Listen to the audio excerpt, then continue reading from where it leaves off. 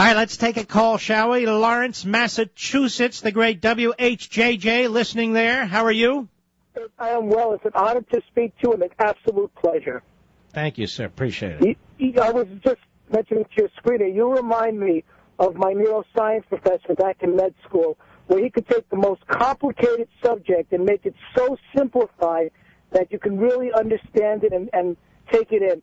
And this is the problem with the Debs and Obama. They try to complicate simplicity, where you take complicated things and proves your intelligence and shows you simplify it to make people understand it. And that's the big difference. Well, you're very kind, my friend, and I appreciate it. Now, where in Massachusetts are you? Seacon, Massachusetts. We border, actually, Rhode Island. I'm closer to Rhode Island than I am, actually, the major parts of Massachusetts. About an hour or two away, about an hour and a half from Boston, and I'm actually closer to the Rhode Island border. Well, yeah, WHJJ is in Rhode Island. So That's correct. That's correct.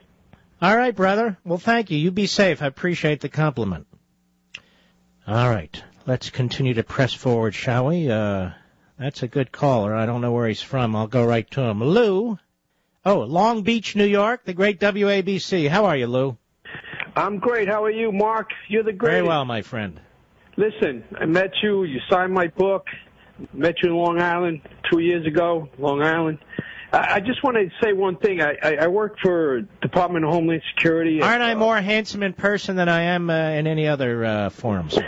You know what? You're absolutely right. Thank you. I don't mean anything personal, obviously. Well, I don't know. I know that Hannity guy's got it over you, maybe. I don't know. Maybe it's the cool stuff. I'm not sure about it yet. I have to really think about it. All right, you're in love with Hannity. I got it. Lou, don't hang up. I took your time, and you have an important call here based on the comment section. Lou will be back. And no, we're not flirting. What's wrong with you? We'll be right back. Frankly, Robert didn't want to give it up because he thought he looked really good in the tie, but eventually he was willing to take one for the Gipper, and so he took off his tie, and I put it on, and that's the tie that I wore at the National Convention. Take one for the Gipper? You got to be kidding me. Yes, I'm Mark Levin. It's hour 3, the last hour of the week.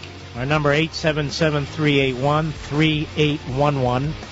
877-381-3811. I just heard at the top of the hour news that Schwarzenegger's thinking about getting back into acting. I have a new role for the guy. He can play a competent governor. That would be good. Or he could play himself, an incompetent governor, the jerkinator. Just a thought. Sheila Jackson Lee, she is the circus clown that our friends in Houston keep sending to the House of Representatives. And she was on the floor of the House today. She's always on the floor of the House, always has something profound to say. And this is what she said. Hat tip C-SPAN, cut 11, go. So what we have taken to the floor to do is to spend 9 hours in redundancy, talking about what this body should be doing anyhow. We have the responsibility of oversight. We have the ability to question regulations in regular order. But what we will be doing is ignoring the people's business of creating jobs and, frankly, putting ourselves in the role of a clogged toilet, meaning that we're doing nothing. We're stuffed up. Wow. Very Daniel Webster-like, don't you think? A clogged toilet. That is actually pretty good. And you liberals are a clogged toilet, as a matter of fact. Yes, the liberals want to get busy creating jobs, spending 2 years with Obama, having complete control of Congress, ramming home one law after another, massively increasing our deficit and our debt. Please don't slow them down. They're busy creating jobs, like a clogged toilet. And may I say, with all due respect, Sheila Jackson Lee, you're a laughingstock. You're an idiot. But you keep it up. There's a great piece in the Wall Street Journal today by Michael Boskin. He's an economist. He's at the Hoover Institute. He's professor of economics at Stanford University. Said the old bromide that sit-ins select presidents for protection from other people's congressmen was reversed last November when a Congress was elected for protection from the president. He said this week House Republicans have been debating how to cut the ballooning budget after ramming through an expansion of federal spending to levels not approached since World War II. Obama's now calling for still more spending. with a renewed emphasis on infrastructure that he claims will create jobs and economic growth. Let's put this in perspective with the Congressional Budget Office now projecting a federal deficit this year alone of $1.5 trillion. Obama is on course to add as much debt in one term as all 43 previous presidents combined. He's on course to add as much debt in one term as all 43 previous presidents combined. And he is not done. Not surprisingly, the rating agency Standard & Poor's is warning of a Treasury downgrade. Yes, the president's calling for a freeze on non-defense discretionary spending, which is 18% of the budget. But this would leave that spending more than 20% higher than already elevated 2008 levels, where Republicans would like to return. So having, in other words, massively increased discretionary spending over 2 years, which includes the stimulus bill. That's the point. Now he's saying, okay, we'll freeze it right here. Freeze it right here. He's freezing in the increase on the stimulus amount. Remember, that was, a one-time expense? Well, what he wants to do is make that the baseline now. Scary. The freeze also cements in place a huge expansion of government originally sold as temporary. All right, that's my point. Now, let's be clear, because it was a huge lie, and once again the media was spoon-fed it and spit it back out. He's saying freeze discretionary spending at its current level.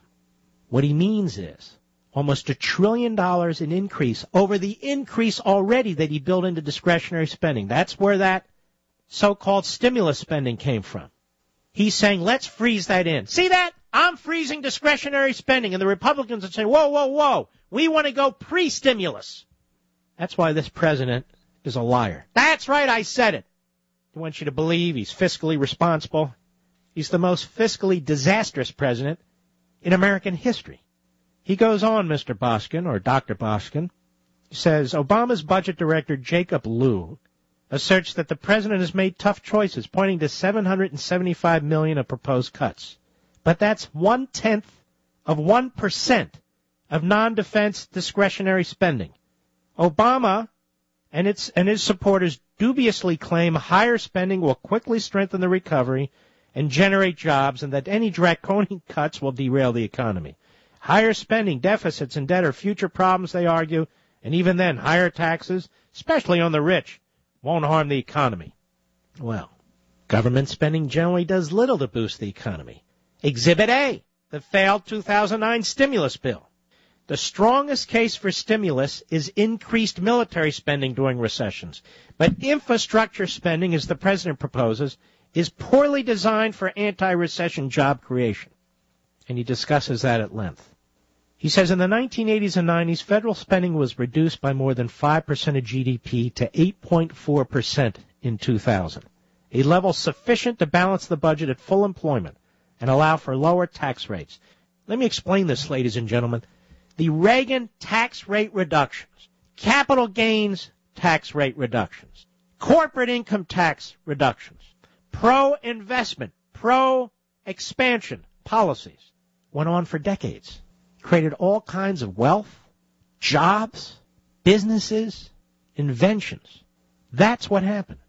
In the 1980s and 90s, federal spending was reduced by more than 5% of GDP to 18.4% in 2000. Now we're almost at 25%.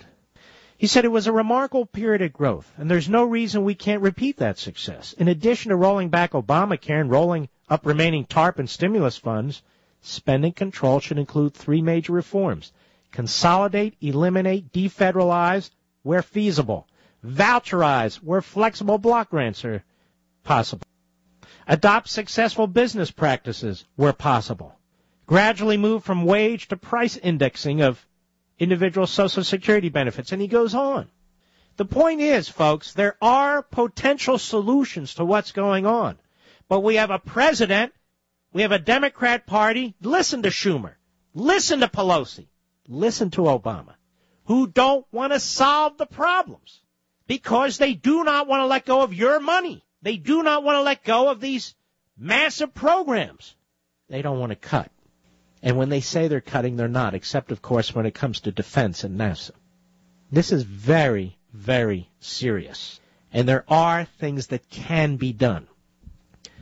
This is why it's crucial that we take back the Senate, and it's crucial that we win the presidency.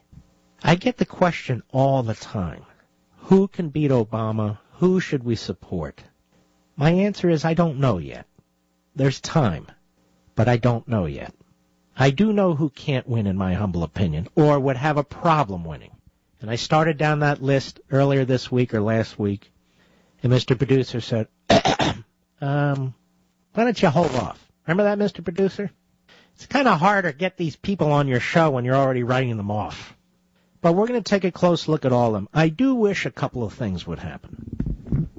And by the way, I think there's some good potential candidates out there who have not announced. I do wish one of them, actually two of them, who've taken their names out, would put their names in and eventually join the fray. That's Marco Rubio of Florida. I very much wish he'd reconsider. He's got more experience than Obama ever did, so that line doesn't fly with me. Also, Bobby Jindal of Louisiana, who has demonstrated what a superb executive that he is. And he's smart as hell, and he's solid as a rock. So in addition to those who are thinking about running, and we know who many of them are, and we'll talk about them later, there are two who have said they won't, and I wish they would reconsider. Rubio and Jindal. Wouldn't you be excited? I would. And as I say, there's others I'm very excited about. Have you noticed Rick Santorum is under attack because he's a solid conservative, by the way? Because he's daring to talk about faith? When did it become conservative not to talk about faith? Now, I'm going to say something else, may get me in trouble with some of my brothers and sisters. This issue of gay marriage, is this something that conservatives support? Honestly, if it is, I wasn't aware of it. My position on gay marriage is simple. I'm against it. But there are also certain constitutional aspects that we need to respect. In this country, traditionally, states have defined marriage. And they've defined it as a officially sanctioned union between people with two different genitalia. It's worked pretty well throughout American history and world history. But then we come to the issue of who gets to decide these things. Where do these matters get decided? If you follow the Constitution, not when you want to, but if you follow it when deciding who gets to, at the government level, to make these decisions, it's the states.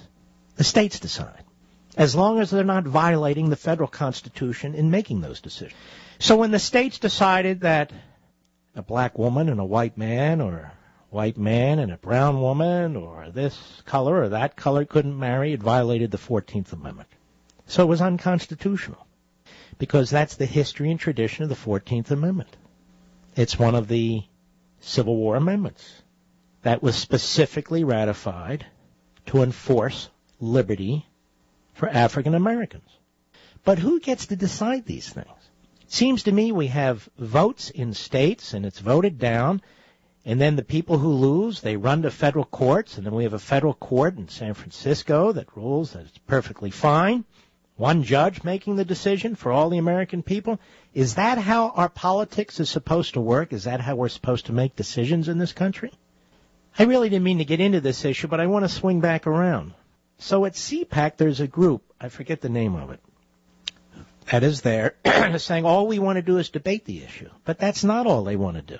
They're trashing traditional social organizations that have been crucial to the conservative movement and to victory. They're trashing them. GOP proud, yes. Well, if you want to be treated with respect, if you want to have a debate, and you don't want to be trashed, then don't trash other people. It's a debate worth having, and it's a debate that we conservatives can have with respect. We'll be right back.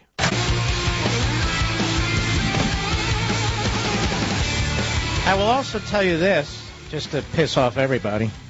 If somebody's gay, I don't dislike them. I don't even care. Honest to God, I don't care. But we're talking about an official government recognition of an association, and to me that's a little different, but I don't care otherwise. We'll be right back.